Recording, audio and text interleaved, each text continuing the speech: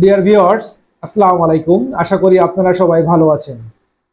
BD fact news 24 এর সংবাদে আপনাদের সকলকে স্বাগতম। সাথে আছি আমি নাহিদ হাসান। প্রিয় দর্শক, পার্বত্য অঞ্চলে ভয়াবহ দাঙ্গার সম্ভাবনা আইএসপিআর এর সূত্র মতে। চলুন বিস্তারিত জানা যাক। 3 পার্বত্য জেলার পরিস্থিতি নিয়ে বিবৃতি দিয়েছে আন্তঃবাহিনী জনসংযোগ অধিদপ্তর আইএসপিআর। চলমান উত্তেজনা ভয়াবহ দাঙ্গায় রূপ নিতে পারে বলে আশঙ্কা প্রকাশ করা হয়েছে। সঙ্গে উত্তেজনা প্রশমনে আইন শৃঙ্খলা রক্ষাকারী বাহিনীকে সহায়তা করতে অনুরোধ জানানো হয়েছে।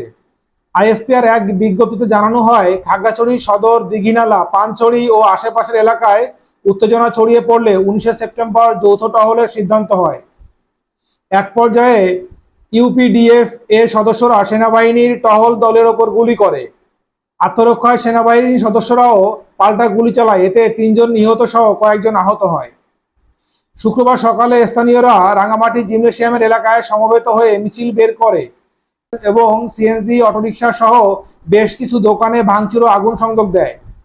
ফলে এখানেও উভয় পক্ষের বেশ কিছু লোকজন আহত হয়। পরে পরিস্থিতি নিয়ন্ত্রণে রাঙামাটি জেলা সদরে 144 ধারা জারি করা হয়। প্রিয় দর্শক, আজকে এ পর্যন্তই। টিল দেন, আল্লাহ হাফেজ।